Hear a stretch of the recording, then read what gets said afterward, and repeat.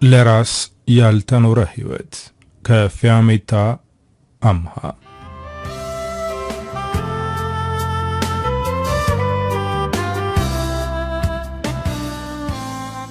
አንዳንድ ሰዎች ፍቅራቸውን በቃላት አይገልጹም። ዋጋ በመክፈል እጃቸውን በመዘርጋትና ራሳቸውን በመስዋዕትነት በመስጠት ያሳያሉ።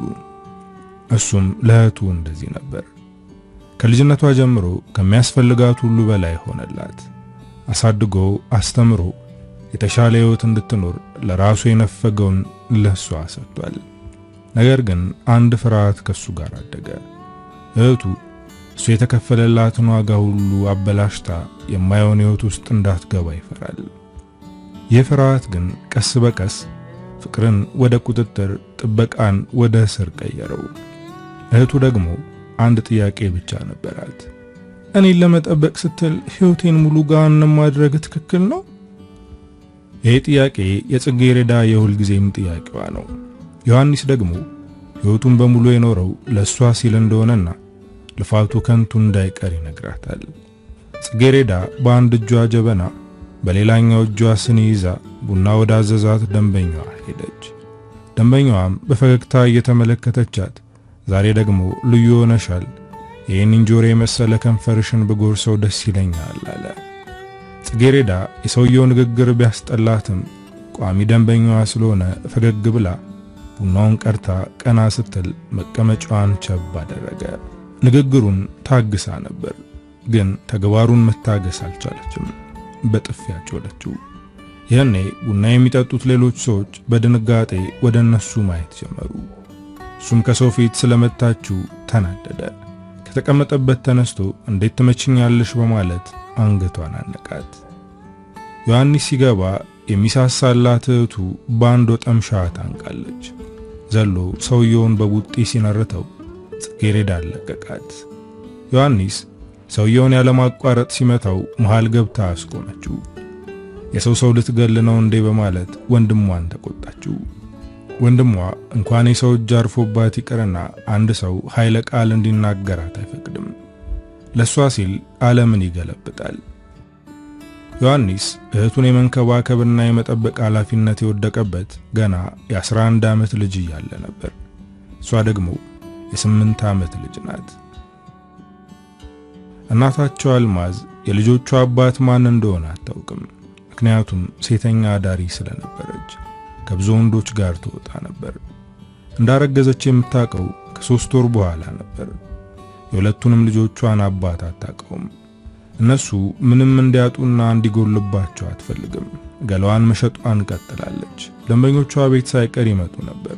ቤታቸው አንድ ክፍል ስለሆነ የሚሆነውን በሙሉ አይናቸውን ጨፍነው በጆሮአቸው ይሰሙ ነበር። ዮሐንስ ገና ልጅ ቢሆንም ብልህና አስተዋይ ነበር። ቤት የሚመጡት ወንዶች በመጠጥ ነው ልለው ስለሆነ የሚመጡት እህቱን እንዳያጠቋት ይጠብቃታል። እነሱ የሚተኙበት ፍራሽ በመጋረጃ የተከለለ ቢሆንም የሚሆነውን ሁሉ ይሰማሉ። እናቱ ይህንን ሥራ ባትሰራ ምኞቱ ነው። እንደውም አንዴ በግልጽ ነግሯት ነበር። እሷም የሚተናነቃትን እንባ በቁጣ ሸፈነችው። ምን አባህ ገባህ ስትለው ደንግጦ ዝም አለ። ያኔ እናቱ እሱንና እህቱን የማትወዳቸውና ለነሱ የማትጨነቅ ይመስለው ነበር። ግን ኋላ ላይ እናታቸው እንደዚህ አይነት ነገር ውስጥ የነበረችው ለነሱ ብላ እንደሆነና አማራጭ ስላልነበራት ነው። አንድ ምሽት ላይ ነገሮች ተበላሹ። ከባድ ነገር ተፈጠረ። እንደተለመደው እናቱ እስከምትመጣ ሳይተኛ እየጠበቀ ነበር። ጽጌረዳ ራት ከበላች በኋላ ተኛች። እሱ ግን እንቅልፍ ያንገላወደው ተቀምጧል። እኩለ ሌሊት ላይ በሩ ሲከፈት ሰማ። መጋረጃውን በትንሹ ገለጥ አድርጎ አጮልቆ ተመለከተ። እናቱና አንድ ጎልማሳ ሰውዬ በስካር እየተንገላወዱ ሲገቡ አየ። ሰውየው መጠጥ ባሰከረው አንደበት አልጋና ያስልሽ የኔ ቤት ምቹ ነው ብለሽ ነበር፣ ግን ይሄ ቤት ሳይሆን በረንዳ እኮ ነው አለ። እሷ ውጪ የማታድረው ልጆቿ ብቻቸውን ይፈራሉ ብላ ስለምታስብም ጭምር ነው። ባከወሬ አታውራ ና ብላ ጎትታ ፍራሹ ላይ ስታስተኛው ሰውየው ዮሐንስ አጮልቆ ሲያየው አየው። ከመጋረጃው ጀርባ የሚኖር ጎረቤት አለሽ መሰል አለ። አትጨነቅ፣ ልጆቼ ናቸው፣ ገና ልጆች ስለሆኑ ምንም አያውቁም አለችው። ዮሐንስ መጋረጃውን መልሶ ከለለው። እህቱን ወደ ጥግ አድርጎ እሱ በጫፍ በኩል ተኛ። እስካሁን ስላልተኛ እንቅልፍ ተጭኖታል። ጎኑን እንዳሳረፈ እንቅልፍ ወሰደው። ከጥቂት ሰዓት በኋላ በቅዠት ምክንያት ደንግጦ ተነሳ። እህቱ ወደ ተኛችበት ሲዞር አንድ ግዙፍ ሰውዬ የእህቱን አፋፍኖ የለበሰችውን ቁምጣ ለማውለቅ እየታገለ ነበር። ምን እያደረክ ነው ብሎ ጮኸበት። ሰውየው ግን የዮሐንስን ጩኸት ከምንም አልቆጠረውም። ተነስቶ እህቴን ልቀቃት እያለ መታገል ጀመረ። ሰውየው ግን ጠንካራና ግዙፍ ስለሆነ ዮሐንስን ወደ ግድግዳው ወረወረው። በሷ አቅም እህቱን ማዳን ስለማይችል እናቱ ወደ ተኛችበት በመሄድ እማዬ ንቂ፣ እህቴን እያጠቃት ነው አለ። እሷ ግን የጠጣችው መጠጥ ጨርቅ ስላደረጋት ከእንቅልፏ በቀላሉ መንቃት አልቻለችም። እሷም እንደማታግዘው ሲረዳ ቢላዋ አንስቶ ትከሻው ላይ ተከለበት። ይሄኔ ነበር ጽጌሬዳን ለቆ እርቃኑን መለመላውን ፊት ለፊቱ የቆመው። ጽጌሬዳ ራሷን አንስታለች። ሰውየው ትከሻው ላይ የተሰካውን ቢላዋ ነቅሎ መሬት ላይ በመጣል ዮሐንስን በጥፊ ከግድግዳው ጋር አላተመው። አሁን መነሳት አቅቶታል። በፍርሃት እየተንቀጠቀጠ ሰውየውን ቀና ብሎ እያየው ነበር። ጮሆ ጎረቤት ለመጥራት ፈልጎ ለመጮህ ቢሞክርም ፍርሃት ድምጹን አፈነበት። ሰውየው ድጋሚ ጽጌሬዳ ወደ ወደቀችበት ተመለሰ። ትከሻው እየደማ ነበር፣ ግን ከህመሙ በላይ የወንድነት ስሜቱ ወጥሮ ይዞታል። ዮሐንስ ድጋሚ ተነስቶ ቢላዋውን አንስቶ ትከሻውን ወጋው። በአሁኑ ቢላውን ከላዩ ላይ ነቅሎ ሊወጋው ሞከረ። ነገር ግን ከኋላ ጭንቅላቱን አንዳች ነገር ሲመታው ተሰማው። ዞሮ ለማየት እንኳን አልቻለም። በአፉ ድፍት አለ። ዮሐንስ ቀና ብሎ እናቱን ተመለከታት። ልጆቿን ሊገል የሞከረውን ሰው በወንበር መታችው። እማዬ ብሎ እቅፏ ውስጥ ገባ። ጽጌሬዳም ነቅታለች። በፍርሃት እየተንቀጠቀጠች እዛው ፍራሹ ላይ ኩርምት ብላ ተቀምጣለች። ሰውየው ደም እየፈሰሰው ነው። ዮሐንስ በቢላ የወጋው ብቻ ሳይሆን እሷ በወንበር የመታችው ጭንቅላቱም በጣም ደም እየፈሰሰው ነበር። እማዬ ሰውየው ሞተ እንዴ በማለት ጠየቃት። እሷም በቀስታ ወደ ሰውየው ተጠጋች። በሚንቀጠቀጡ እጆቿ አንገቱ ስር አዳመጠች። ምንም ሊታወቃት አልቻለም። መዳፏን ወደ አፍና አፍንጫው ጠጋ አደረገች። ትንፋሽ የለውም። ወለሉም ደም እየለበሰ ነው። አሁን ደንግጣለች። ግድግዳውን በኃይል እየመታች እትዬ ፈለቁ እያለች መጣራት ጀመረች። ከጥቂት ደቂቃዎች በኋላ ቤቱ በሰው ተሞላ። ጎረቤቶቻቸው ሲያረጋግጡ ሰውየው በሕይወት የለም። የዮሐንስ እናት ማልቀስ ጀመረች። ልጆቼ በረሃብ መሞታቸው ነው፣ ልጆቼ ሜዳ ተበተኑ እያለች ትጮኻለች። ዮሐንስ እህቱን አጥብቆ አቅፎ ያለቅሳል።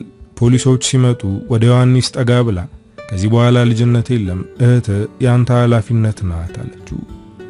ዮሐንስና ጽጌሬዳ እማዬ ትተሽን አትሂጂ አሉ። ፖሊሶቹ እናታቸውን በካቴና አስረው ሲወስዷት እማዬ እያሉ እየጮሁ ነበር። ከዛ ጊዜ በኋላ ዮሐንስ ልጅነቱን ጣለ። እህቱን ለመጠበቅና እሷን ለማስተማር እሱ ትምህርቱን አቋርጦ በሚችለው አቅሙ ይሰራ ነበር። በአካባቢው ታዛዥና ተወዳጅ ልጅ ስለሆነ ሰዎች ያግዙታል። ጎረቤታቸው እትዬ ፈለቁም ልክ እንደ እናታቸው ነበሩ። ያቅማቸውን ያግዛሉ። ዮሐንስ እህቱን መንከባከብ ብቻ ሳይሆን እስር ቤት እየሄደ እናቱን ይጠይቅ ነበር። የመጀመሪያ ቀን እናቱን ለመጠየቅ የሄደው ከእትዬ ፈለቁ ጋር ነበር። የማረሚያ ቤቱ በር ላይ ሲደርስ ቀጥ ብሎ ቆመ። እሳቸውም ግራ ተጋብተው ምነው ልጄ ፈራህ እንዴ በማለት ጠየቁት። አዎ ፈራው፣ ያ ሰውዬ ሞተው እኮ እናቴ በመታችሁ ብቻ አይደለም እኔም በስለት ወግቼዋለሁ። አሁን እኔን ካሰሩኝ እህቴን ማን ይጠብቃታል አለ። የዮሐንስ ንግግር እትዬን አሳዘናቸው። ከዚህ በኋላ እንደዚህ አይነት ነገር እንዳታወራ፣ አንተ ሰውየውን አልጎዳኸውም፣ አትፍራ አሉት። ዮሐንስ ለራሱ ሳይሆን የሚጨነቀው ለእህቱ ነው። እናቱን ሲያያት በጣም አዘነ። እንደዚህ ተጎሳቁላ አይቷት አታውቅም። ልጄ ለራስህና ለእህት ያለው አንተ ራስህ ብቻ ነህ። የዚህ አይነት ህይወት እንድትኖሩ በማድረጌ በጣም ይቅርታ አለችው። ዮሐንስም እንባውን በመዳፉ እየጠረገ እማዬ እንወድሻለን አላት። ይሄ ንግግሩ ለሷ ስንቅ ነበር። ምክንያቱም በሰዓቱ የጉበት በሽታ ታማ ነበር። እንደታመመች ለሷ አልነገረችው፣ ለትዬ ፈለቁ ነገረቻቸው። ልጆቼን በሚችሉት አግዟቸው አደራ፣ ከዚህ በኋላ እኔ ልጆቼን የምረዳበት አቅም የለኝም አለች። እሷ እንዳለችው ከ2 ወር በኋላ ሕይወቱ አለፈ። ዮሐንስ ለእህቱ ሲል ጠነከረ። በየሰራ እህቱን ያስተምራል። እሱም የማታ ትምህርት ጀመረ። የአካባቢው ሰው ቢረዷቸውም የሚናገሩት ነገር አጥንት የሚሰብር ንግግር ነው። ለስማቸው ከመጥራት ይልቅ የሴተኛ ዳሪዋ ልጆች የሰው ነፍስ ያጠፋችሁ ሴት ልጆች እኮ ናቸው እያሉ ከባድ ጠባሳ ይጥሉባቸው ነበር። ዮሐንስ እሱ የሚሰማውን ነገር እህቱ እንዳትሰማ ይጠነቀቅ ነበር። ጽጌሬዳ ሃይስኩል ስትገባ እሱ ገና 4ኛ ክፍል ነበር። ምክንያቱም ለትምህርቱ ጊዜ ስለሌለው ይወድቃል። አንዳንዴ እሷ ልታስጠናው ትሞክራለች። እሷ እያስረዳችው እያለ እሱ እንቅልፍ ይጥለዋል። በድካም የዛለው ሰውነቱ ይስላል። እሷን ከጓደኞቿ በላይ እንድትለብስ ያደርጋል። እሱ ግን አንድ ልብስና አንድ ጫማ ብቻ ነበር ያለው።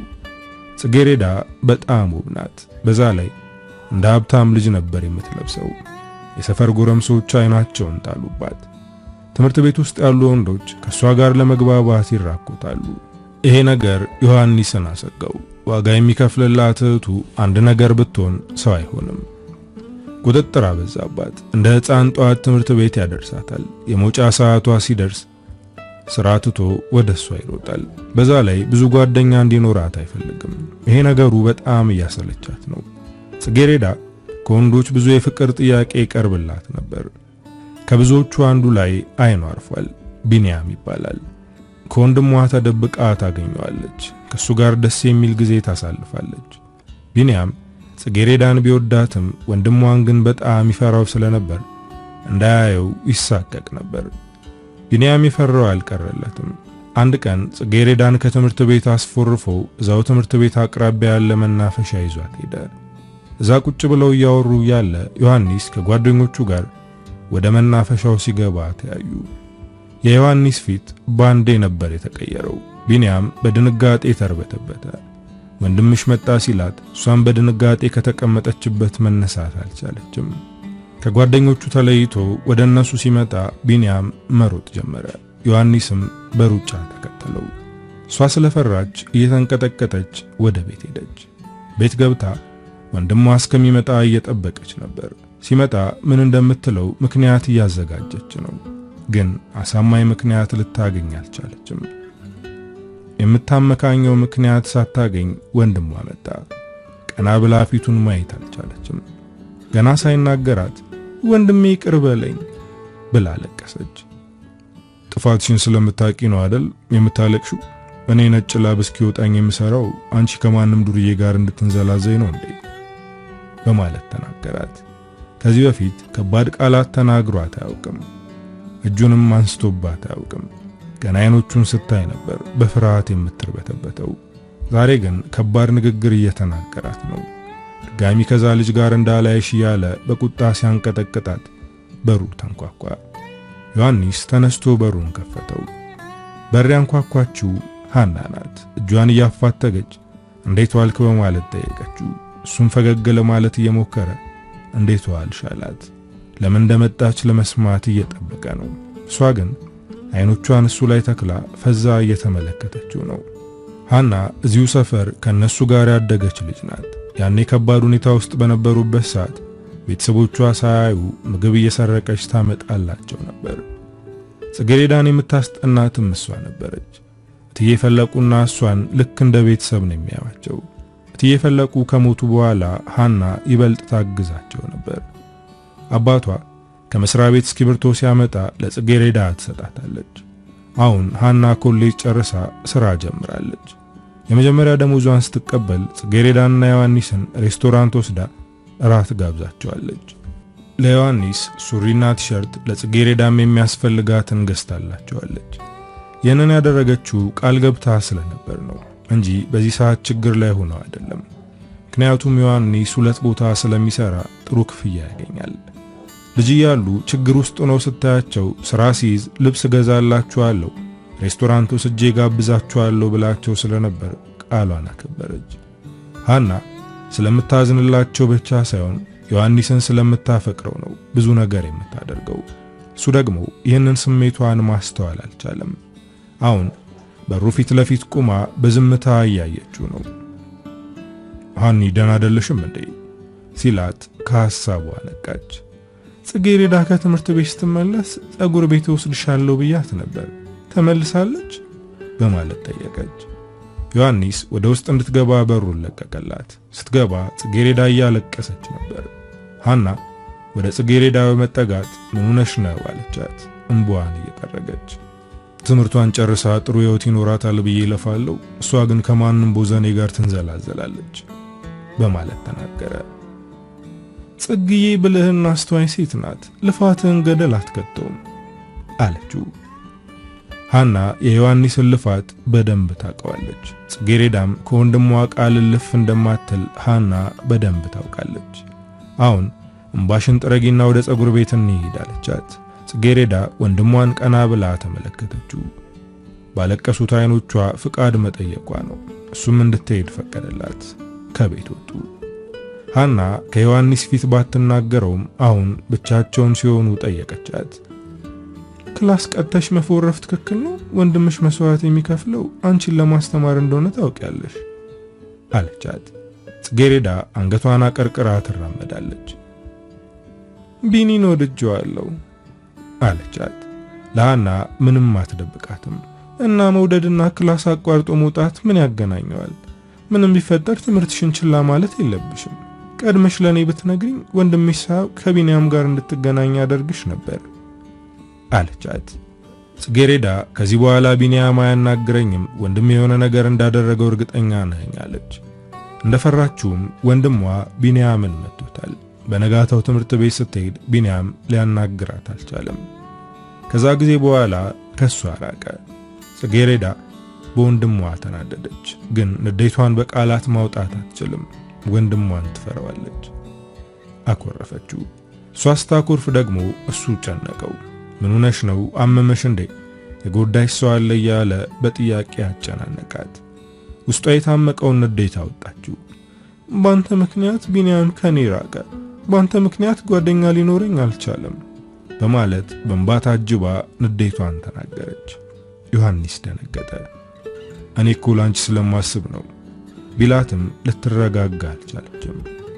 በቃ አንተን ጥበቃ አልፈልግም፣ አሁን ራሴን መጠበቅ እችላለሁ፣ ለራሴ አለው፣ የራስህን ህይወት አስተካክል በማለት ለመውጣት በሩን ስትከፍት ወዴት ልትሄጂ ነው በማለት ጠየቃት። አይመለከትህም ብላው ወጣች። ዮሐንስ ደንግጧል። እህቱ እንደዚህ ሆናበት አታውቅም። በድንጋጤ ቁጭ አለ። ከትንሽ ደቂቃዎች በኋላ ሃና ጽጌረዳ ከሷ ጋር መሆኗን በቴክስት አሳወቀችው። ከዛ ጊዜ በኋላ ጥብቅ ያለ ቁጥጥር ማድረጉን ቀነስ አደረገ። ግን ሁል ጊዜም እንደ ሕፃን የሚያት ጽጌረዳ ኮሌጅ ከገባች በኋላ ይቆጣጠራታል። ጽጌረዳ የኮሌጅ ትምህርቷን መጨረስ አልቻለችም። መጨረስ ያልቻለችው በሱ ምክንያት ነው። አንድ መምህር ያስቸገራት እንደሆነ ለሃና ስትነግራት ሲሰማ ሄዶ ጥርሱ እስከሚወልቅ ድረስ ደበደበው። እሷ ተባረረች። እሱም ካሳ እንዲከፍል ተደረገ። በዚህ ምክንያት ዮሐንስ ከእህቱ ጋር ጭቅጭቅ ውስጥ ገባ። ከፍሎ ሊያስተምራት ቢፈልግም እሷ ግን የመማር ፍላጎት እንደሌላት ነገረችው። ኮንቴነር ተከራይታ ሻይ ቡና መስራት ጀመረች። ዮሐንስ አሁንም የእህቱን ህይወት ለማቅናት ደፋ ቀና ይላል። ሻይ ቡናውን አሳድጋ ከፍ ያለ ነገር እንድትጀምር ይፈልጋል። በዛ ላይ ወደ ህይወቷ የሚገባው ወንድ ጥሩ እንዲሆንም ይፈልጋል። ቡና ለመጠጣት የሚመጡ አንዳንድ ወንዶች ጽጌረዳ ላይ ፍላጎት ያድርባቸዋል። ዮሐንስ ፍላጎታቸው ቡና ሳይሆን እሷ መሆኗን ሲያውቅ ድጋሚ እንዳይመጡ ያባረራቸዋል። እሷም ብዙ ታግሰዋለች፣ ግን ቁጥጥሩ እየባሰባት ነው። በአሁኑም የእህቱን አንገት ያነቀውን ሰው በኃይል መጥቶ አባረረው። በወንድሟ ድርጊት ተበሳጭታለች። በራሴ የማስተካከለው ነገር ውስጥ አትግባ፣ እርዳታህን ፈልጌ ስጠይቅ ብቻ ጣልቃ ትገባለህ አለችው። ጽጌረዳና ዮሐንስ እየተጨቃጨቁ ያለ ሃና ከስራ ወጥታ ወደ እነሱ መጣች። ሁለቱም ተረጋግተው እንዲነጋገሩ አደረገች። ጽጌረዳ ምርር ብላ እየተናገረችው ነው።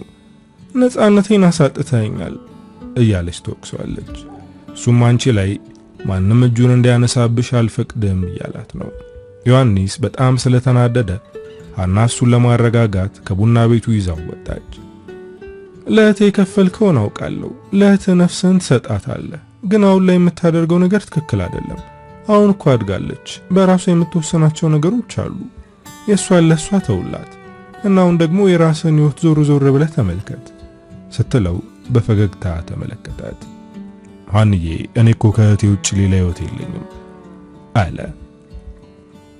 እሷ እኮ እድሜ ልኳን ካንተ ጋር አትኖርም። የሕይወት አጋሯ ሲመጣ ትሄዳለች። ያኔ እንዴት ልትሆን ነው አለችው።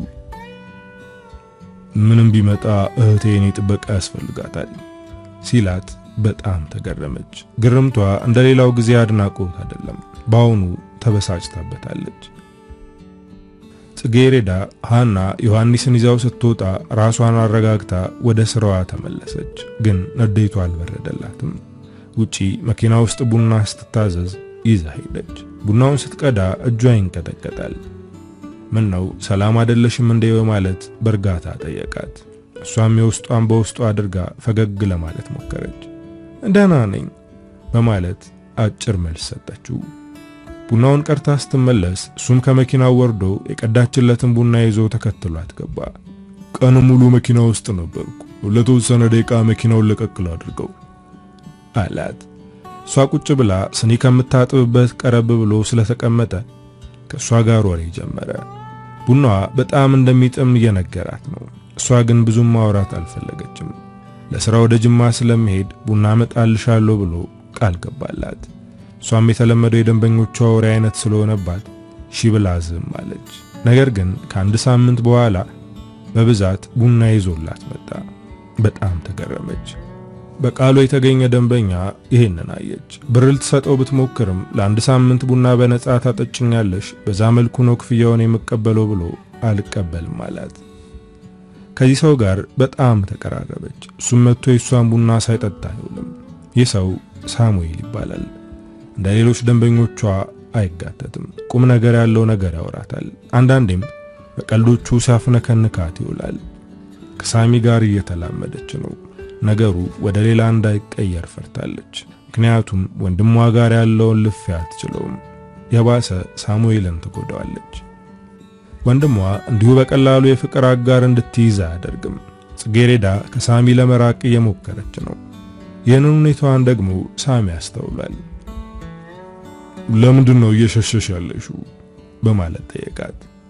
መሸሽ ሳይሆን መጥፎ ነገር እንዳይፈጠር እየተጠነቀቅኩ ነው በማለት ወንድሟ ኃይለኛ መሆኑን በዝርዝር ነገረችው።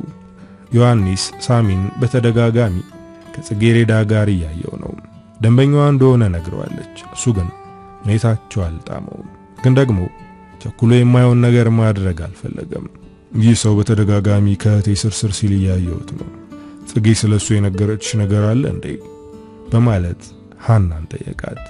ጽጌ ለሐና ስለ ሳሚ ነግራታለች። ግን ደግሞ ለሱ መናገር አልፈለገችም። ምንም አልነገረችኝም፣ ግን ግንኙነት ቢኖራቸው ምን ልታደርግ ነው ብላ በትዝብት አይን ተመለከተችው። እህቴ በአንድ ወንድ ምክንያት ስትሰቃይ ማየት አልፈልግም። ስለዚህ ዛ ነገር ውስጥ ከመግባቷ በፊት ማደናታለሁ አለ። እቺ ልጅ ባንተ ምክንያት ቤተሰብ ላትመሰረት ነው? እባክህ ተዋት፣ የራሷን ሕይወት ትኑር በማለት እንደተለመደው ተቆጣችው። እሱ ግን መጨነቁን አላቆመም። ጽጌና ሳሚ ያላቸውን ግንኙነት ለማወቅ እየሞከረ ነው።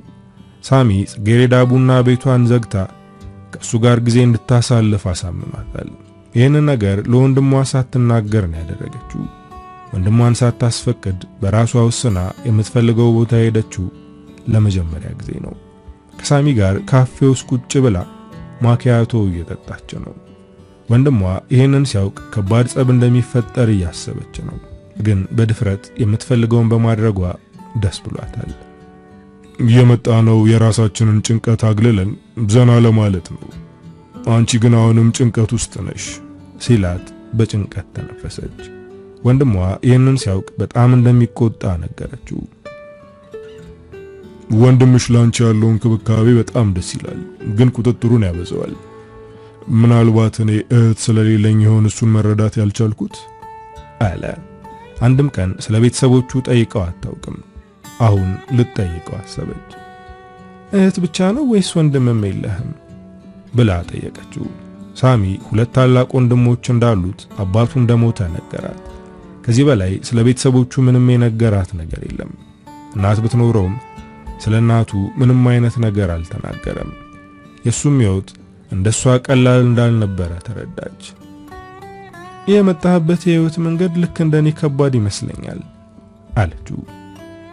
ግን አሁን ሁለታችንም እዚህ ደርሰናል። ትናንትን እንርሳው፣ ስለ ነገም አንጨነቅ፣ አሁንን ብቻ እንኑር በማለት እጇን ያዛት። ግን እኮ አንተ እንዳልከው ትናንትን መርሳት ነገና ለማሰብ አንችልም። አሁን ያለነው በሁለቱ መካከል ነው አለችው። እሺ ነገሽ ላይ ነው ያለው በማለት ድንገተኛ ነገር ጠየቃት። ትናንትም ሆነ ነገዋ ውስጥ ከወንድሟ ውጪ ማንም አልነበረም። አሁን ግን ይሄ ሰው ከነገዋ ውስጥ እንድትጨምረው እየጠየቃት ነው። ብዙ ጥያቄዎች በሞሉት አይኖቿ አየችው። ምንም ነገር አልተናገረችም። እሱም ነገሩን ቀለል አድርጎ እየኖረን እናየዋለን፣ ለጥያቄ መልስ በመፈለግ ራሽን አታስጨንቂ አላት። ዮሐንስ እህቱን ስራ ቦታ ሲያጣት በጣም ተጨንቋል። ሐናም አብረው ነበረች። እሷ እኮ ልጅ አይደለችም፣ ራሷን ትጠብቃለች፣ አንተ አትጨነቅ ስትለው ተበሳጨባት። እንዴት ለፍቼ እንዳሳደግኳት የማውቀው እኔ ብቻ ነኝ፣ ስለዚህ ድጋሚ እንደዚህ አይነት ነገር እንዳትናገሪ አለ። ሐና ዮሐንስ እንደ እብድ ሲያደርገው ከሱ ራቅ ብላ ለጽጌሬዳ ደወለችላት። ጽጌሬዳ ሐና ስትደውል በድንጋጤ ብድግ ቁጭ አለች። በፍርሃት እየተርበተበተች ስልኩን አነሳችው። ወንድምሽ እያበደ ነው፣ በፍጥነት ተመለሺ ብላ ሐና ስልኩን ዘጋችው። ጽጌሬዳ መሄድ አለብኝ ብላ እየተጣደፈች ከካፌው ስትወጣ እሱም ተከትሏት ወጣ። ቻሽን አትሄጂም አብረን የምንሄደው ማለት እጇን ያዛት። እሷ ግን የወንድሟን ጸባይ ስለምታውቅ አይሆንም አንተን ካየህ ይባስ ይናደዳል ብትለውም ሳሚ እሄዳለሁ ብሎ ድርቅ አለ። በሱ መኪና ወደ ሥራ ቦታዋ ሄደች። ከመኪናው ስትወርድ ዮሐንስ በድንጋጤ አፍጥጦ እየተመለከታት ነው። በጣም ፈርታለች። ግን የፈራች ላለመምሰል ከቦርሷ ቁልፍ ለማውጣት ቦርሷን በጣቶቿ እያማሰለች ነው። ወደሷ በፍጥነት ሲራመድ ሐና እባክህ ተረጋጋ እያለችው ነው። ስራ ዘግተሽ የት ነው ሄድሽው? የት እንደምትሄጂ ለኔ መናገር የለብሽም በማለት በቁጣ አንባረቀባት። ለምንድነው አንተን ማስፈቀድ ያለብኝ በማለት እሷም ቁጣውን በቁጣ መለሰችለት። ፍርሃቷ ተኖ ጠፋ። ሳሚ ከመኪናው በመውረድ መሃል ገብቶ ሊያረጋጋ ሲሞክር ዮሐንስ አፍንጫውን በቡጥ ያቀመሰው። ጽጌና ሐና በድንጋጤ ደርቀው ቆመዋል። ሳሚ አፍንጫውን ይዞ ቀና አለ። ጭንቀትና ፍርሃት ይገባኛል። እህትህ እንዳትጎዳ እየጠበካት ነው፣ ግን እንዴት መጠበቅ እንዳለብህ አልገባም አለው። ዮሐንስ ይበልጥ ተበሳጨ። እህቴን እንዴት መጠበቅ እንዳለብኝ ልታስተምረኝ ነው ብሎ ድጋሚ ሊሰነዝር ሲል ጽጌሬዳ መሃል ገባች። ለሱ የሰነዘረው ቡጢ እሷ ላይ አረፈ። ወደ ኋላ ወደቀች። ዮሐንስ በድንጋጤ ደርቆ ቆመ። ሐናና ሳሚ ወደ ጽጌ በመሄድ ከአንገቷ ቀና አደረጓት። ለተወሰነ ደቂቃ ራሷን ስታ ነበር። ሐኒ ወደ ቤቱ ሰጃት ብሎ አንገቱን አቀርቅሮ መራመድ ጀመረ። ጽጌሬዳ በሁለት እጆቿ ጭንቅላቷን ይዛ ወንድሟ ሲሄድ እየተመለከተች ሐኒዬ እኔ ደህና ነኝ፣ በራሴ ወደ ቤት እሄዳለሁ፣ እሱ ግን ደህና አይደለም፣ ተከታዩ አለቻት። ሐናም ዮሐንስን ተከተለችው። ዮሐንስ ራሱን ወደሚደብቅበት ግሮሰሪ ሲገባ እሷም ተከተለው ገባች። አብራው ተቀመጠች። ለምን ተከተልሽኝ ወይም ለምን ከጽጌሬዳ ጋር አልሆንሽም ብሎ አልተናገራትም። እሱ ያዘዘውን ቢራ እሷም አዘዘች። ዮሐንስ ቢራውን እንደ ውሃ ነበር ወደ ጉሮሮ ያንቆረቆረው። ደጋግሞ ጠጣ። እሷ ያዘዘችውን ግማሽ ሳታደርግ እሱ ብዙ ባዶ ጠርሙስ ደርድሯል። ያለ እህቴ እኮ ባዶ ነኝ፣ የምኖረው ለሷ ነው ሲል የቢራውን ጠርሙስ እየነካካች ግን ስለ ራስ ሕይወት አስበህ ታውቃለህ? ፍቅር ቢይዘኝ ብለህ ራስህን አፍቃሪ አድርገህ አስበህ ታውቃለህ? አለችው። መጠጡን ተጎነጨ። ጥያቄው አሳቀው። ፍቅር የሚይዘው እኮ የሞቀ ልብ ያለው ሰው ነው። በዛ ላይ እኔ ለማፍቀርም ሆነ ለመፈቀር አልተፈጠርኩም። እኔ ሊወድ የሚችል ሰው የለም አላት። እሷ እንደምታፈቅረው እንዴት እንዳላስተዋለ ገረማት። ለዛ ነው ራስህንና ዙሪያህን በደንብ ተመልከት ያልኩ። አንተ ግን አሁንም የእህትህ እሷንም ራስህንም እያሰቃየህ ነው ስትለው አፍጥጦ ተመለከታት። ስታወራ አይኖቿ በፍቅር ተሞልተው ነበር የሚመለከቱት። ሃና ከሱ ፍቅር እንደያዛት የገባው ገና አሁን ነው። የተሳሳተ መንገድ ላይ ነሽ፣ ወደ ራስሽ ተመለሺ አላት። እኔ ልቤን እየተከተልኩ ነው በማለት ጠንከር ብላ መለሰችለት። ልብሽ ወደማይሆን መንገድ እየመራሽ ነው፣ ገደል ገብተሽ ከምትሰበሪ ከሆኑ ልብሽን መከተል አቁሚ በማለት ሂሳብ ከፍሎ ሲወጣ ተከተለችው። በተናገረው ነገር እጅጉን ተበሳጭታለች። ከኋላው እየተከተለች አንተን የተሳሳተ ቦታ ላይ ያለው የእህትህን ሕይወት በራስ አቅጣጫ እየመራ የእሷንም የራስህን ሕይወት ገደል እየከተትክ ነው ስትለው ወደ ኋላ ተመልሶ ሊመታት እጁን አነሳ። ግን እጁን እሷ ላይ ከማሳረፉ በፊት ራሱን ተቆጣጠረ። እባክሽ አትፈታተኝ አላት። እውነትህን ነው፣ ከእንዳንተ አይነት ድንጋይ ልብ ካለው ሰው ጋር መነጋገር ራስን መጉዳት ነው በማለት በቆመበት ትታው ሄደች። ጽጌሬዳ ወንድሟ ቢያበሳጫትም ቢመታትም ከሱ ርቃ አትሄድም። ሳሚን ወደ ቤቱ እንዲሄድ አድርጋ እሷ ቤት ቁጭ ብላ ወንድሟን መጠበቅ ጀመረች። ሳሚን በጣም ወደዋለች፣ ግን ደግሞ የሷ መውደድ ወይም የሱ ማፍቀር ብቻ አብረው እንዲቀጥሉ አያደርጋቸውም። ሕይወቷ የሱ ብቻ አይደለም፣ ወንድሟ አለ። ከሷ በላይ እሱ በሷ ላይ ስልጣን አለው። ፈጣሪ ሆይ አደራ ከሳሚና ከወንድሜ እንድመርጥ እንዳታደርገኝ እያለች በውስጧ አምላኳን እየተማጸነች ነው። ዮሐንስ ያለ ወትሮ አምሽቶ ነበር ወደ ቤት የገባው። ትንሽ ሞቅ ብሎታል። ቁጭ ከማለቱ ተነስታ ጫማውን ለማውለቅ ጎንበስ ስትል ራሴ አውልቀዋለሁ ማለት እግሩን ከሷ ሸሸ። በጣም እንደከፋው ከሁኔታው ያስታውቃል። ወሬ ለመጀመር ሃናን ወደ ቤቷ ሸኛት በማለት ጠየቀችው። እሷ በጊዜ ወደ ቤቷ እንደመጣች ነግሯት ለመተኛት ሲዘጋጅ ከመተኛት በፊት ራት ብላ አለችው። እሱ ግን የመብላት ፍላጎት የለውም። ሆዱን በቢራ ሞልቶታል። ዮሐንስ ከዛ ቀን በኋላ ጽጌሬዳ ላይ ያለውን ጫና ለመቀነስ እየሞከረ ነበር። ሃና ከሱ ጋር ጫና ያለ ንግግር እየተነጋገረች ቢሆንም ከሱ መራቅ አልቻለችም። በቤተሰቦቿ ግን ጫና እያደረባት ነው። እድሜሽ እየሄደ ነው፣ አግቢ፣ ውለጂ፣ ዮሐንስን በመከተል ወጣትነትሽን አትሸኝ በማለት እየጨቀጨቋት ነው። እሷ ደግሞ ከሱ ውጭ የምትቀርበው ወንድ የላትም፣ ከሱ ውጭ የምትፈልገው ወንድም የለም። ጽጌሬዳና ሳሚ ጥልቅ ፍቅር ውስጥ ገብተዋል። እህቱ ፍቅር ውስጥ መሆኗን ሳይ ስለ ሳሚ ለማወቅ አንዳንድ ነገሮችን ማጣራት ጀመረ። ዮሐንስ ስለ ሳሚ ያገኘው ነገር አስደንጋጭ ነበር። እንደሰማ ወደ ጽጌሬዳ በመሄድ ከዚህ ልጅ ጋር ያለሽን ነገር አሁኑን አቁሚ በማለት ትእዛዝ ሰጣት። ከሳሚ ልትለየኝ አትችልም፣ እኔን ማጣት ካልፈለክ ሳሚን ትቀበለዋለህ ብላ ቁርጥ ያለ ውሳኔዋን አሳውቀው ወጣ ሄደች። እሷ እንደወጣች ሃና ወደሱ መጣች። አሁንም ሳሚን መቀበል እንደማትፈልግ ጽጌ ነገረችኝ፣ ምናለ ልጅቷን ባታስጨንቃት በማለት ተናገረችው። ለመቀበል ሞክሬ ነበር፣ ግን ሳሚና እሷ አብረው መሆን አይችሉም አለ። ዮሐንስ በአሁኑ በጣም ይፈራ ይመስላል። እነሱ ከተዋደዱ ለምንድነው አንተ ጣልቃ የምትገባው ስትለው በጭንቀት መንጎራደድ ጀመረ። የሳሚ አባት የሞተው በሰው እጅ ነው። የሞተው ሲል ሃና ወዲያው ነገሩ ገባት። ከዓመታት በፊት በስለት የወጋውና እናታቸው የገደለችው ሰው የሳሚ አባት ነው።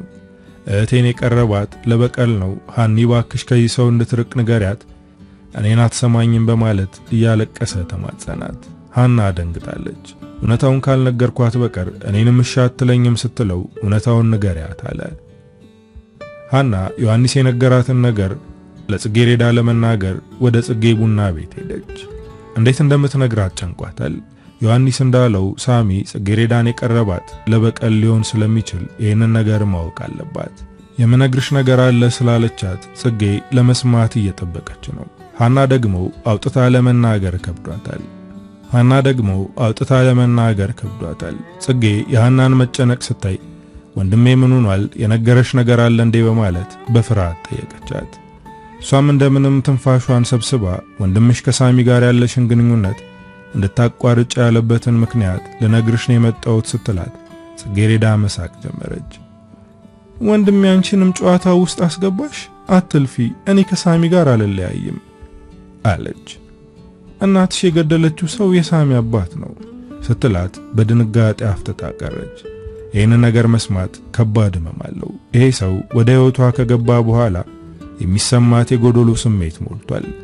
ሳሚ ፍቅር ሰጥቷታል፣ ለመኖር እንድትጓጓ አድርጓታል። አሁን የሰማችው ነገር ግን ይህንን ሁሉ የሚያሳጣት ነገር ነው። ሳሚ የቀረበሽ ምናልባት ለበቀል ይሆናል ስትላት ስቅስቅ ብላ ለቀሰች። ጽጌሬዳ ይህንን ነገር ከሷ አንደበት መስማት ትፈልጋለች። ደውላ ልታገኘው እንደምትፈልግ ነገረችው። እሱም እመጣለሁ አላት። ሃናን ወደ ቤትሽ ተመለሺ፣ እኔ ብቻዬን የማናግረው አለቻት። እሷ መሄድ ባትፈልግም ጽጌሬዳ ግን እንድትሄድ አስገደደቻት። ወንድሜ ተሳስቶ በሆነ እያለች በውስጧ እየጸለየች ነው። ሳሚ ጽጌሬዳ አስቸኳይ ነው ስላለችው በፍጥነት መጣ። በድንጋጤ ምን ነው የሆንሹ ነገር አለ እንዴ አላት፣ በፍቅር አይኖቹ እየተመለከታት። የሷ አይኖች በእንባ ተሞልተዋል።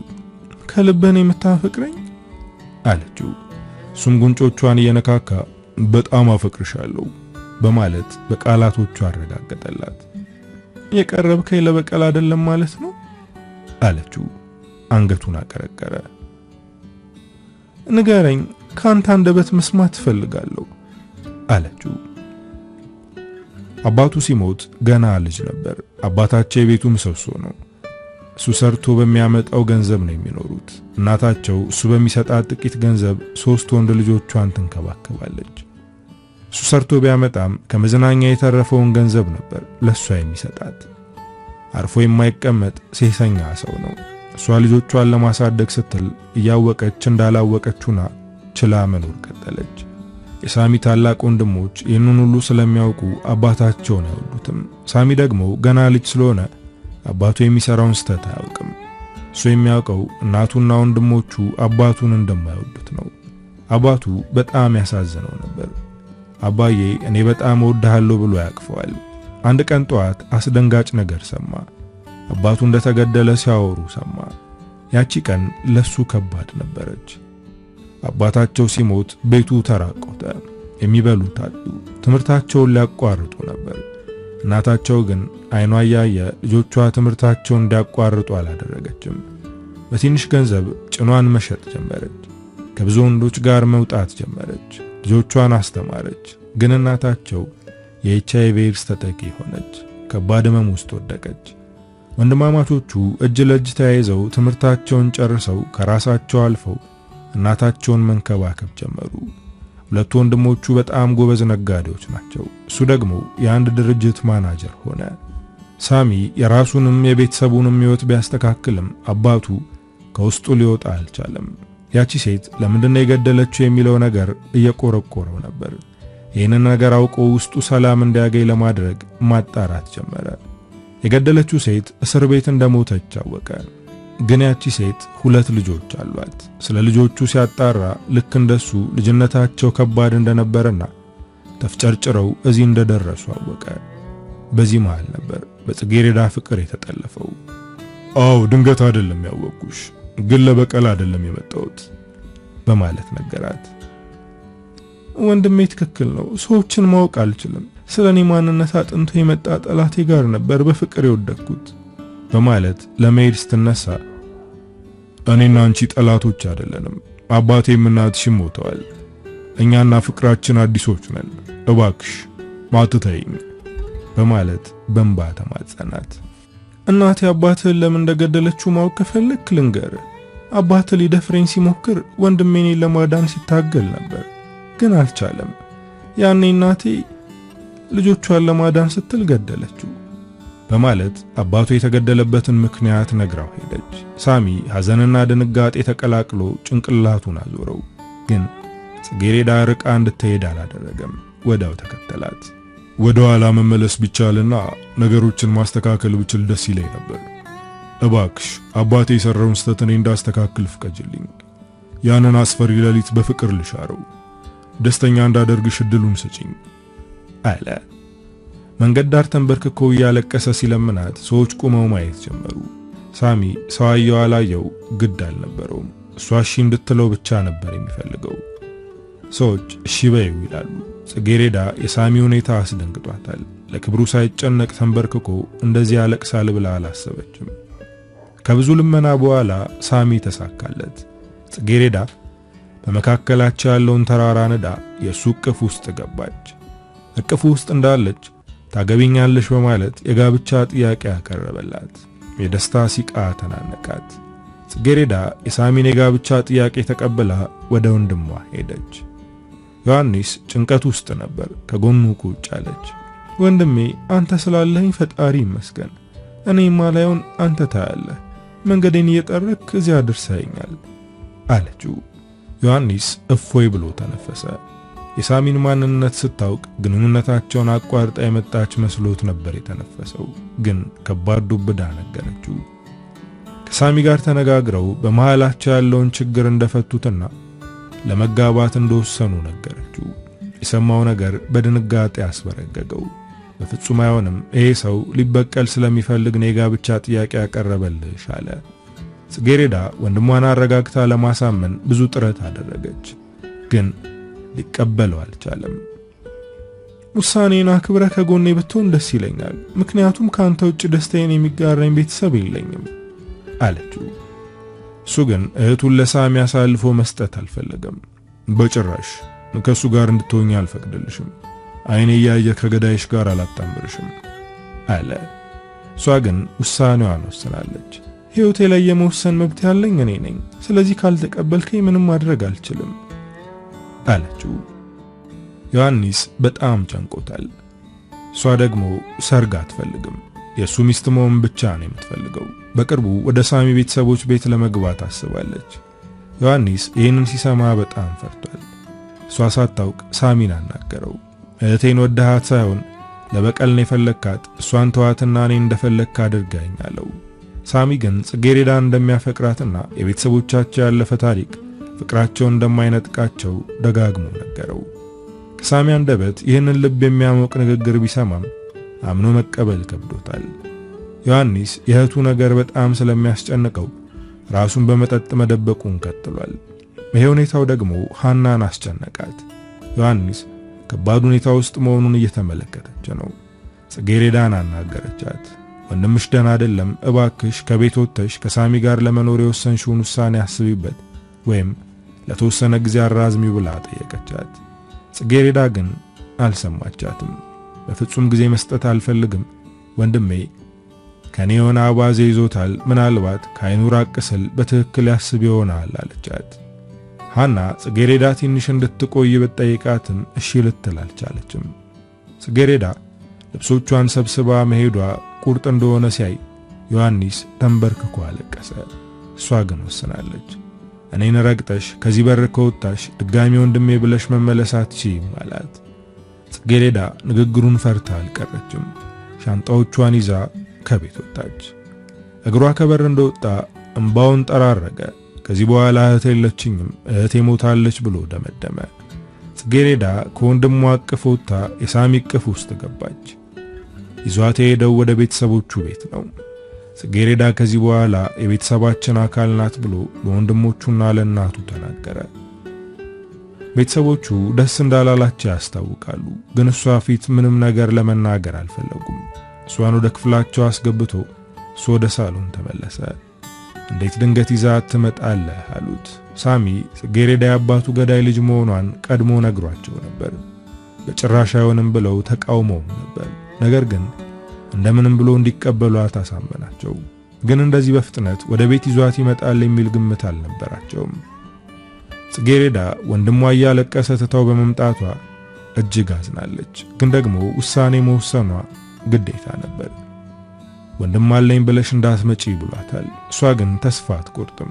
ይቅርታ እንዲያደርግላትና ከሳሚ ጋር ጥሩ ግንኙነት እንዲኖራቸው ለማድረግ መጣሯን አታቆምም። ዮሐንስ ከሥራ ሲወጣ ወደ መጠጥ ቤት ይሄዳል። እዛም ሽቶ ጎኑን ለማሳረፍ ወደ ቤት ይመጣል።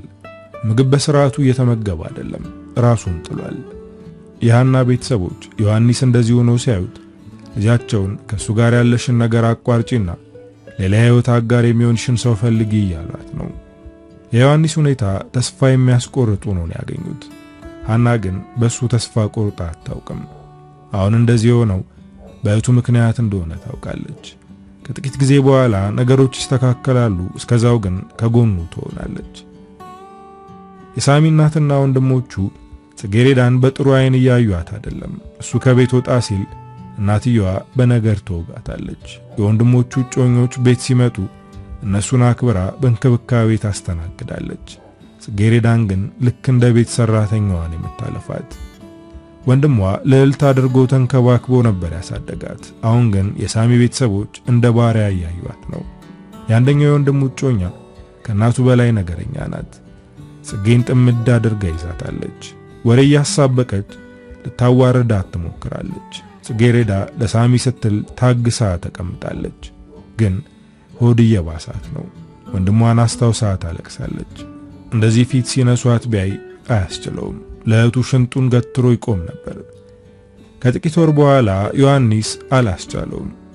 እያቃዠውም ነው። ሐናን እባክሽ ሂደሽ ደህንነቷን አይተሽ ነይ፣ ግን እኔ እንዳልኩሽ አትንገሪያት። እንደተመቻትና እንዳልተመቻት በደንብ ለማጣራት ሞክሪ።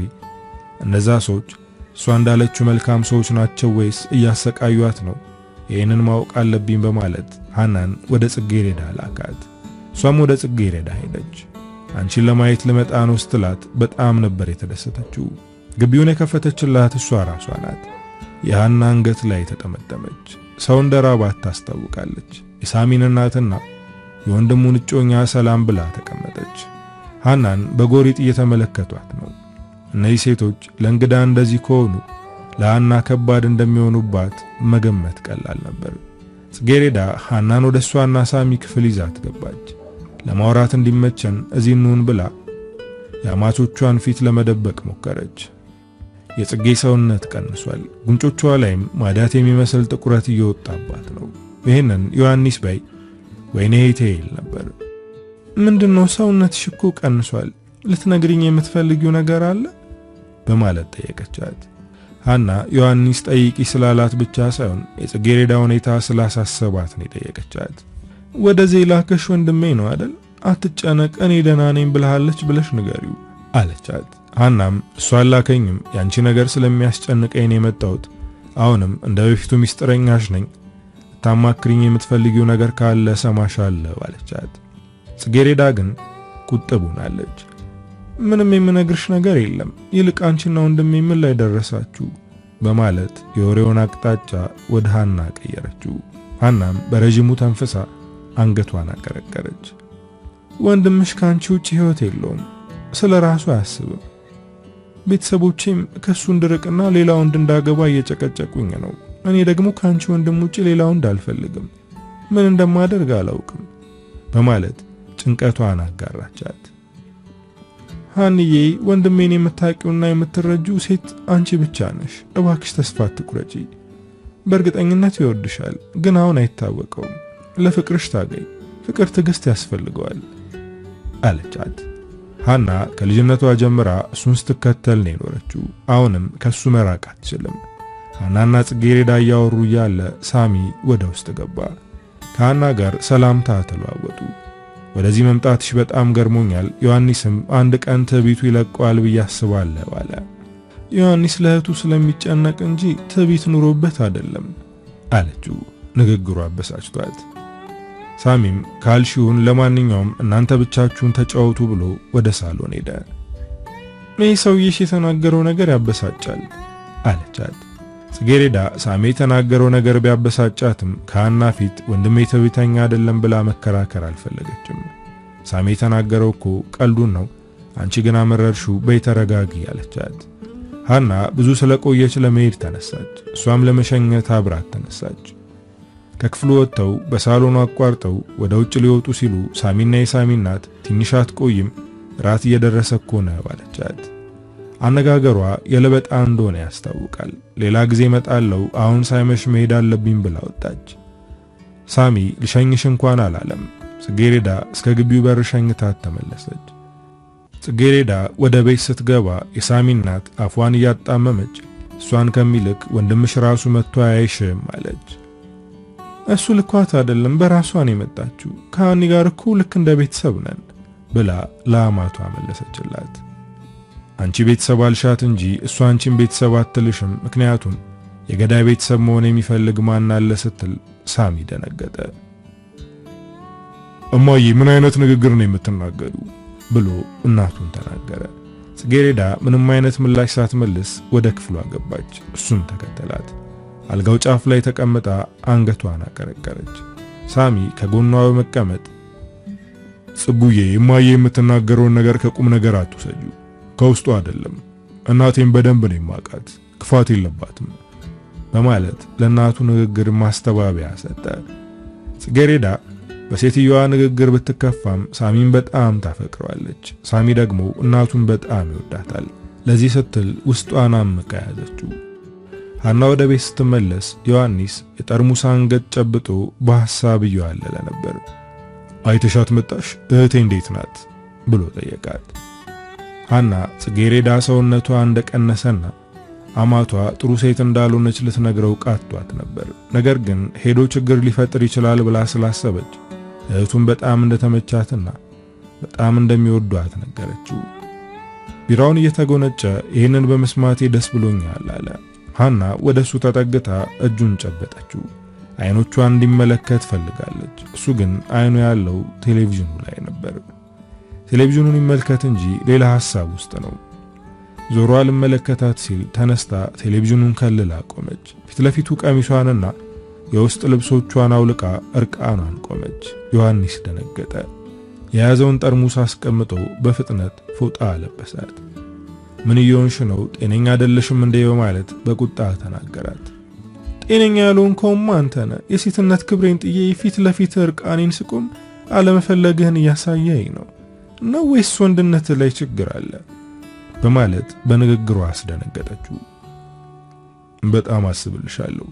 ከኔ ጋር ግራ የተጋባ ሕይወት እንድትኖር አልፈልግም። ስለዚህ ከኔ ራቂ በማለት ወደ ውጭ ሊወጣ ሲል እርቃኗን ተከተለችው።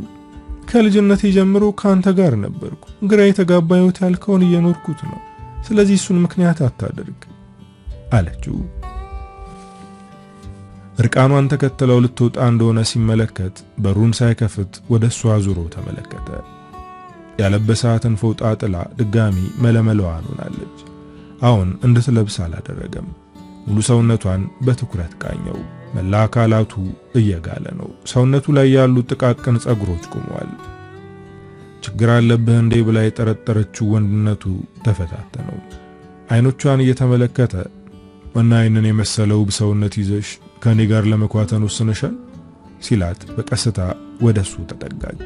እድሜ ልኬን ካንተ ጋር ለመኳተን ከወሰንኩ ቆይቻለሁ አለችው ለስልስ ባለ አንደበት። ዮሐንስ ከንፈሩን በምላሱ አረጠበ። አንድ እጁን እርቃን ወገቧ ላይ አሳርፎ ወደሱ ሳብ አድርጎ ከራሱ ሰውነት ጋር ለጠፋት። ሐና ቁና እየተነፈሰች ነው። ከዚህ በፊት ከወንድ ጋር ተነካክታ አታውቅም። በጣም ፈርታለች። ግን ደግሞ መፍራቷን ካስተዋለ እንደዚህ የፈራሽ ሊሆን አይችልም ብሎ ሐሳቡን ስለሚቀይር ያልፈራች እያስመሰለች ነው። ከንፈሮቿን ሲቀምሳቸው ሁለቱም ሌላ ዓለም ውስጥ ገቡ።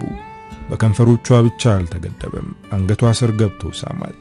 ከልጅነቷ አሁን እስካለችበት ወጣትነቷ እሱን ስትከተል ነበር። እንኳን እርቃን ገላዋን አቅፎ ሊስማት ይቅርና ወክ ሲያደርጉ እጇን ይዞት አያውቅም። ዛሬ ግን ምኞቷ ተሳክቷል። ዮሐንስ እድሜ ልኩን እህቱን ለመጠበቅና ለማስደሰት ደፋ ቀና እያለ ራሱን አያውቀውም። ለራሱ ደስታ ምን እንደሆነ ቀምሶ አያውቅም። መፈቀርም ሆነ ማፍቀር ምን አይነት ስሜት እንዳለው አላየም። ይቺ ሴት እንደምታፈቅረው እንኳን ማስተዋል አልቻለም ነበር። ከልጅነቷ ጀምራ ተከትላ አሁንም ተስፋ ሳትቆርጥ እሱን ማፍቀሯን ቀጥላለች። ሁለቱም በወሲብ ስሜት ግለው አልጋ ላይ ወደቁ። ጽጌረዳ ራት መብላት ባትፈልግም ግዴታ ጠረጴዛው ላይ መገኘት ነበረባት። ሳሚ ከወንድሞቹ ጋር ስለ ውሏቸው እያወራ ነበር። እናታቸው ጽጌረዳን ገልመጥ እያደረገች ታያታለች። ምግቡ አልበላት ስላለ እጇ ላይ ይንከራተታል። ምን ነው ምግቡ አልጣፈጠሽም ብላ ጠየቀቻት። ሳሚ ጽጌ እየበላች እንዳልሆነ ያስተዋለው ገና አሁን ነው። ምን ነው ፍቅሬ አመመሽ እንዴ ብሎ ሲጠይቃት እናቱ ከት ብላ ሳቀች። አሟት ሳይሆን አንተ እንድታባብላት ስለፈለገች ነው። ወንድሟ ላይ እንደምትቀብጠው አንተ ላይ መቅበጥ አምሯታል አለችው። ሳሚ እናቱ መናገር እንድታቆም ገልመጥ አደረጋት። እሷ ግን ንግግሯን ቀየረች እንጂ አላቆመችም። ወይም ቋጥረሻል ማለት ነው። እንደዛ ከሆነ እኔም ደስ ይለኛል ብላ ሌላ ነገር ዘባረቀች። ቋጥረሻል ማለት ምን ማለት ነው ብላ ጽጌረዳ ግራ ተጋብታ ጠየቀቻት። የሳሚ ታላቅ ወንድም ምግቡን እየጎረሰ አርግዘሻል ለማለት ነው ብሎ መለሰላት። ምንም ምላሽ ሳትሰጣቸው ወደ ክፍሏ ለመሄድ ስትነሳ ገበታ አቋርጠሽ የት ልትሄጂ ነው ብላ በቁጣ ተናገረቻት። ሳሚም ጽጌረዳ እንድትቀመጥ እጇን እየሳበ ቁጭ በይ አላት። ከመቀመጥ ውጪ አማራጭ የላትም። ተመልሳ ተቀመጠች። ወንድሟ ላይ የነበረው ቅብጠቷ አሁን ላይ የለም። ሐና የዮሐንስ ደረት ላይ ተኝታ በደስታ ፈገግ ትላለች። እሱም ጸጉሯን እየነካካ እሺ ከዚህ በኋላ ምንድነው የምናደርገው ብሎ ጠየቃት። እሷም ቀና ብላ አይኖቹን መመልከት ጀመረች። ብዙ የምናደርጋቸው ነገሮች አሉ። ለምሳሌ ነገ ይሄንን ጫካ የሆነ ጺምህንና ጸጉርህን ታሳጥረዋለህ። ከዛ ሁለታችንም ከሥራ ስንመለስ ንስሐ አባታችንን ለማናገር ወደ ቤተክርስቲያን እንሄዳለን። መኖር የምንጀምረው ከዚህ ነው። ከዛ በኋላ መንገዱን ፈጣሪ ይመራናል አለችው። ግንባሯን በመሳም እሺ የኔ ቅመም አላት። ሐና እንዳለችው በነጋታው ጺሙንና ጸጉሩን አሳጥሮ ከሷ ጋር ወደ ቤተክርስቲያን ሄደ። ለመጀመሪያ ጊዜ ለራሱ አንድ እርምጃ ተራመደ። ሐና ነገሮችን በሂደት ለማስተካከል እየጣረች ነው። እሱም ላይ ብዙ ለውጦችን አስተውላለች። ይህንን የደስደስ ለጽጌረዳ ለመናገር ከአንድ ወር በኋላ ሄደች። ባለፈው ስታገኛት ሰውነቷ ቢቀንስም እንደዚህ ጥቁርቁር አላለችም። ሐና ደንግጣለች። ሳታሳውቂኝ መምጣት አልነበረብሽም አለች። ይህንን ያለቻት እንደዚሁና እንድታያት ስላልፈለገች ነው። ድንገት መምጣቴማ ልክ ነው፣ እንደዚህ መሆንሽን ማየቴ ለበጎ ነው አለች። ሐና በጽጌረዳ ሁኔታ በጣም ደንግጣለች። እያወሩ ያለ የሳሚ እናት ለእንግዳዋ ሻይ አፊላት እንጂ ለምንድነው በደረቁ የምታደክሚያት? እኔ እንዳላፈላ ህመሙ አቅም እያሳጣኝ ነው። ልጅ ብትወልጂ እኮ እሷ ትታዘዝ ነበር ብላ በነገር ወግታ ወደ ውጭ ወጣች። ጽጌረዳ እጇን እያፋተገች ሻይ ላፍላልሽ ስትል ሐና ከተቀመጠችበት በመነሳት ተነሽ እንሂድ አለቻት። የት ነው የምንሄደው ብላ ግራ በመጋባት ጠየቀቻት። ሐና ጽጌ ያለችበት ሁኔታ ከባድ መሆኑ ገብቷታል። እዚህ ቤት እንዳልተመቸሽ ማስተዋል ችያለሁ፣ እባክሽ ከዚህ ቤት ውጪ አለቻት። ጽጌ ግን ሳሚን አፈቅረዋለሁ፣ ሌሎች ችግር የሆኑብኝን ነገሮች ቀስ በቀስ አስተካክላቸዋለሁ አለቻት። እሺ እንደዛ ከሆነ ቤት ተቀምጠሽ አትዋይ፣ ወጣ በይ፣ ወይም ሰሪው የነበረውን የቡና ስራ መስራት ጀምሪ። ወጥተሽ ስትገቢና እዚህ ቁጭ ብለሽ ስትይ ልዩነት አለው ማለት መከረቻት። እሺ አስብበታለሁ። አሁን ስለኔ ማውራቱን ታዩና ስላንቺና ስለ ወንድሜ ንገሪኝ፣ ምን ተፈጠረ በማለት በጉጉት ጠየቀቻት። እኔና ወንድምሽ አብረን መራመድ ጀምረናል፣ ምኞቴ የተሳካ ይመስለኛል አለቻት። የጽጌረዳ ፊት በደስታ አብርቷል። ስለ ወንድሟ እንደዚህ አይነት ዜና መስማቷ ልዩ ስሜት አለው። ወንድሜን ፍቅር ውስጥ ገብቶ ማየት በጣም ይገርማል። ሐንዬ አንቺም ጠንካራ ሴት ነሽ። ወንድሜን ታግሰሽ እዚህ በመድረስሽ ደስ ብሎኛል ብላ አቀፈቻት። ጽጌረዳ ሐናን አቅፋ ስቅስቅ ብላ አለቀሰች። ይሄምባ የደስታ እንባ ብቻ አይመስልም። ጽጌረዳ ማታ ከሳሚ ጎን ተኝታ ድጋሚ ቡና መስራት እንደምትፈልግ ነገረችው። እሱ ግን እንድትሰራ አልፈቀደላትም። እማዬ ብቻዋን መዋል የለባትም፣ ቀን ላይ ሰው ያስፈልጋታል።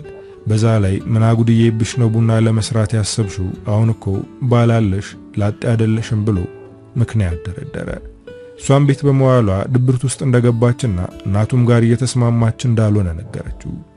ልጅ ብንወልድ እኮ አሁን ያልሻቸው ችግሮች ይፈታሉ አላት። ጽጌረዳ ልጅ እንዲኖራት ሳትፈልግ ቀርታ ሳይሆን እምቢ ስላላት ነው የቆየችው። ሳሚን ጨምሮ ሁሉም የሚያውቁት ላለመውለድ መቆጣጠሪያ እንደምትወስድ ነው። ግን እሷ እዚህ ቤት ከገባች ጊዜ ጀምሮ ምንም አይነት የወሊድ መቆጣጠሪያ አልተጠቀመችም። ልጅን የሚሰጠው ፈጣሪ ነው። ልጅ መውለዴን የሚያስከብረኝ ማለት ነው። ካልወለድኩ ቤተሰቦች አይፈልጉኝም አለችው። እንደሱማ አትበይ፣ እኔን እንጂ እነሱን አላገባሽም። እኔ ደግሞ በጣም አፈቅርሻለሁ ብሎ ወደ ቅፉ አስገባት። ሳሚ በጣም እንደሚያፈቅራት ታውቃለች፣ እሷም ታፈቅረዋለች። ነገር ግን የቤተሰቦቹ ሁኔታ በጣም እየጎዳት ነው። ለተወሰነ ጊዜ ለመታገስ አሰበች። ሐናና ዮሐንስ አሁን ጥሩ መስመር እየተከተሉ ነው። አሁን ለቤተሰቦቿ የማሳወቂያ ጊዜ ደርሷል። እሱ ምንም አይነት የሰርግ ግርግር አይፈልግም። ምንም አይነት ግርግር ሳይኖር ሐና ቤቱ እንድትገባ ነው የሚፈልገው። ይህንን ስለምታውቅ ቀድማ ሰርግ እንዳታስቡ አለቻቸው። እናቷ ፊቷ ተለዋወጠ። በቃ ከዚህ ሰው ጋር ለመሆን ወሰንሽ አለች። ሐና ከዮሐንስ ጋር ሕይወቷን ሙሉ ለመኖር ከወሰነች ቆይታለች። ጥርጥር የላትም። ይሄ ሰው ከእህቱ ውጪ ለራሱም ሆነ ላንቺ አይጨነቅም፣ ወንድም እንጂ ባል መሆን አይችልም አላባቷ። ወላጆቿ ዮሐንስ ባል እንደማይሆኗት ቢናገሩም እሷ ግን ፍቅሯን ለመተው አላሰበችም። አሁን ላይ እኔና አንቺ እያለ እቅድ ማቀድ ጀምሯል። ይሄ ትልቅ ለውጥ ነው።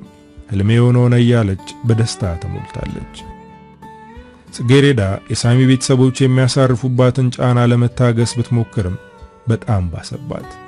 ሳሚዬ ከዚህ በላይ አልችልም፣ ከዚህ ቤት እንውጣና የራሳችንን ቤት ተከራይተን እንኖር አለችው። እሱ ግን ይህንን ሐሳብ ለመቀበል ከበደው። እናቴ ታማሚ እንደሆነች ታውቂያለሽ፣ እንዴት እንደዚህ ትያለሽ? ሞቴ እስከሚመጣ ልጆቼ አብረውኝ ነው የሚሆኑት ብላ እኮ ነው ታላቆቼም እዚህ የሚኖሩት። ጽጉዬ እባክሽ አጣብቂ ነገር ውስጥ አትክተችኝ ብሎ በመማፀን ተመለከታት። እሷ ግን ከዚህ በላይ መቋቋም አትችልም። እሳት ውስጥ እየኖረች ያክል ነው የሚሰማት። እናቱን በየጊዜው መጥቶ ያያል ብላ ስላሰበች ከዚህ በላይ እዚህ መቆየት አልችልም፣ ወይ ከዚህ ቤት ወጥተን የራሳችንን ቤት እንከራይ፣ ካልሆነ ደግሞ መለያየታችን አይቀርም ስትለው ደነገጠ። መለያየትን እስከ ማሰብ ያደረሳት ነገር ካለማ በጣም አስከፍተዋታል ብሎ አሰበ። 3 ቀን ስጪኝ፣ እማዬን ማሳመን አለብኝ አላት። 3 ቀን መታገስ አይከብዳትም። ዛሬውኑ አናግራት ብላ ቁርጥ ያለ ትዕዛዝ አዘዘችው። ሳሚ በጣም ተጨነቀ።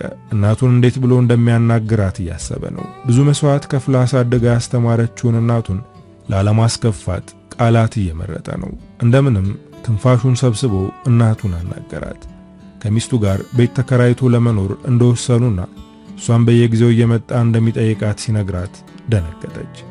ይህን እንድትወስን ያደረገች እሷ ናት እንጂ አንተ ከኔ ተለይተ መኖር እንደማታስብ አውቃለሁ አለች። እሱም የውሳኔ የጽጌሬዳ ብቻ ሳይሆን የእሱም ጭምር መሆኑን ነገራት። እናቱ ማልቀስ ጀመረች።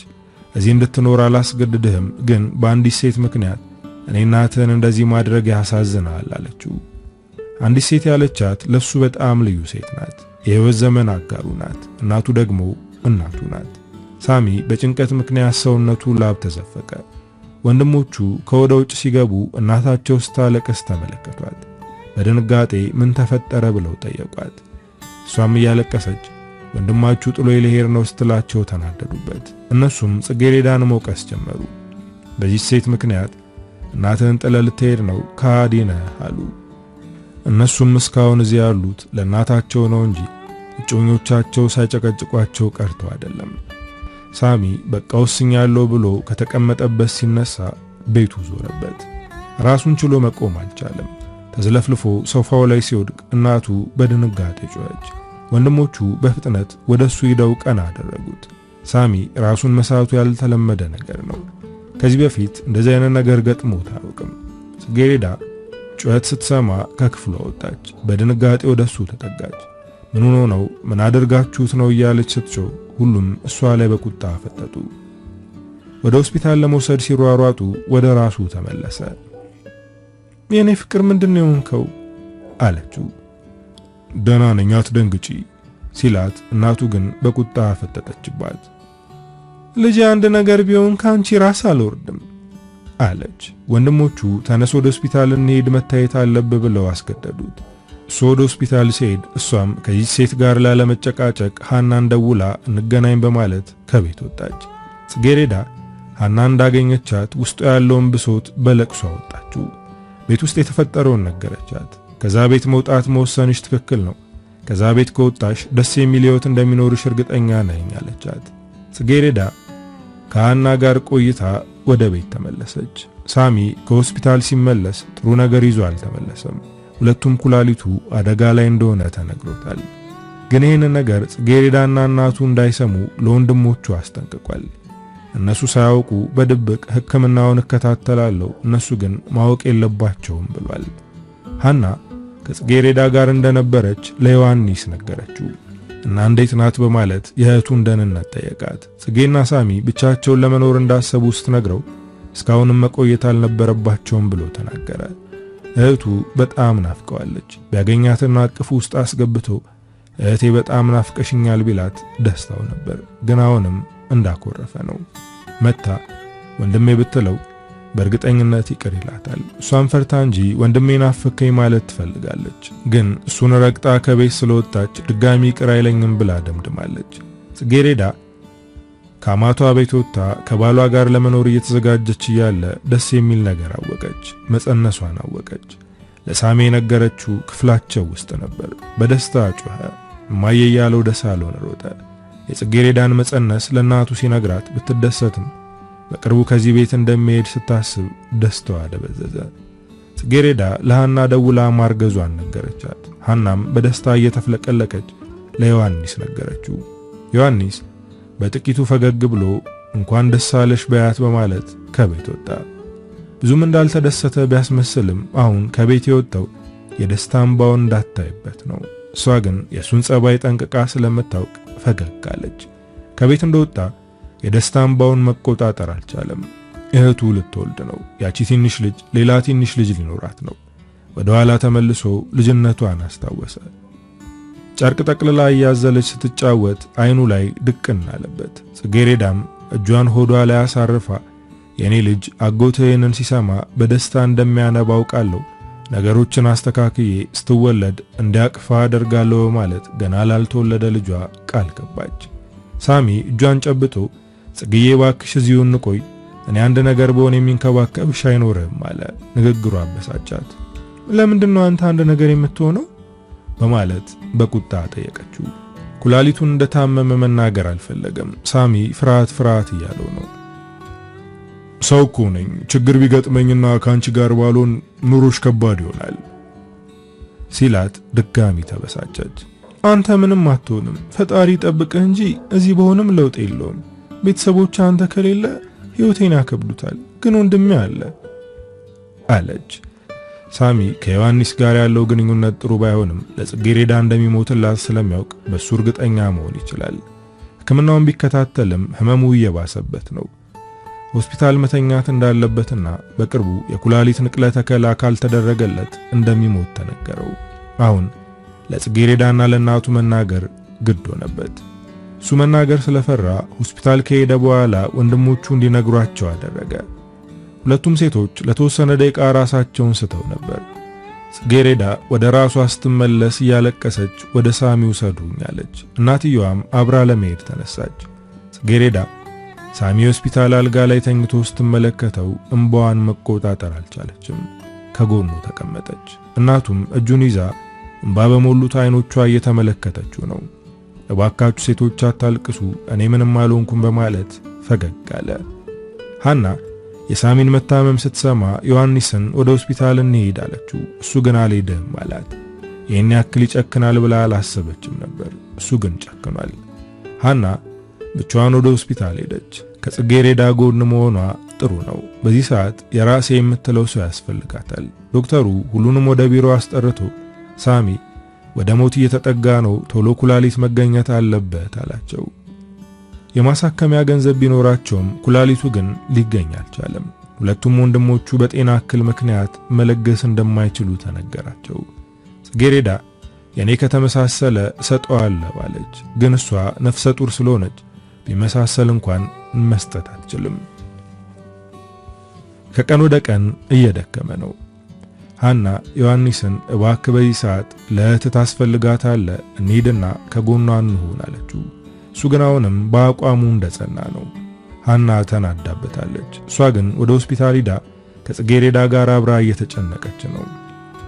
ሃንዬ የኔ ህይወት ልጄ ላይ ሊደገም ነው፣ አባቱን ሳያውቅ የአባቱን ፍቅር ሳያውቅ ሊያድግ ነው እያለች የሃና አቅፍ ውስጥ ሆና ታለቅሳለች።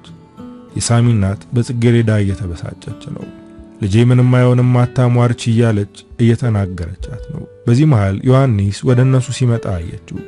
ጽጌሬዳ ከሃና አቅፍ ወጥታ ወደ ወንድሟ ሮጠች። እያለቀሰች እቅፉ ስትገባ እሱም አጥብቆ አቀፋት። ወንድሜ ልጅ አባት ላይ ኖረው ነው፣ የምወደውን ሰው ላጣ ነው።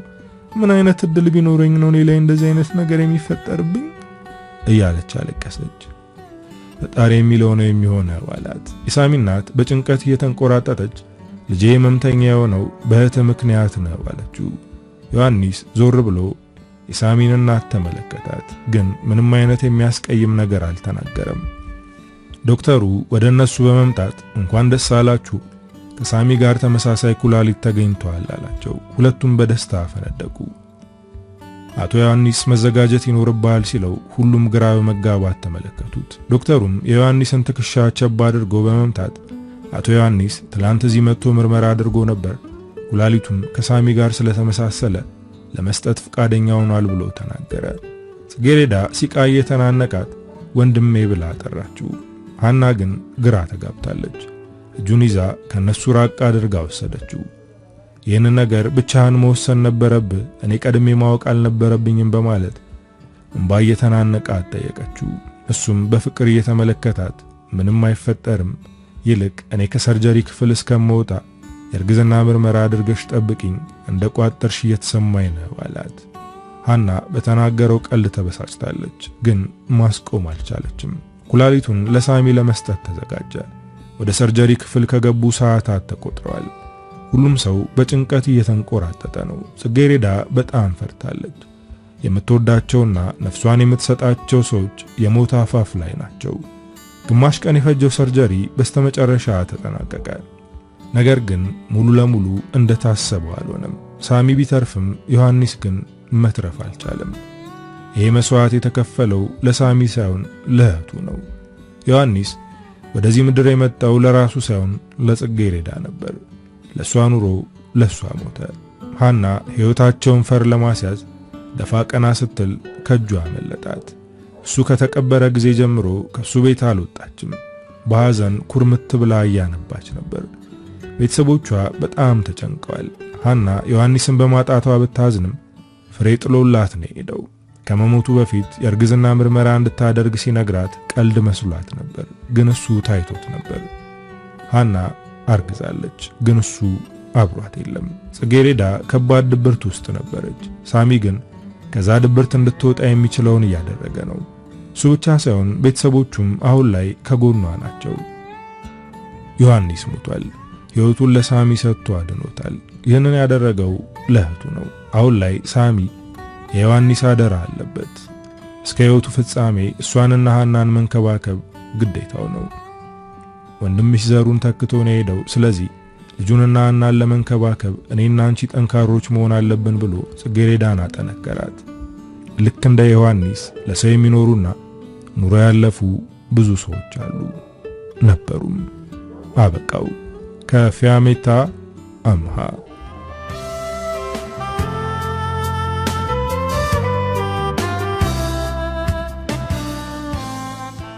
እንግዲህ ዶቼ ለዛሬ ይዤላችሁ የመጣሁት ታሪክ የሰማችሁትን ይመስል ነበር። ታሪኩን እንደወደዳችሁት በርካታ ቁም ነገሮች እንዳገኛችሁበት ተስፋ አደርጋለሁ። በቀጣይ በሌላ ስራ እስክንገናኝ ሀገራችንን ሰላም ያደርግልን። ቻው።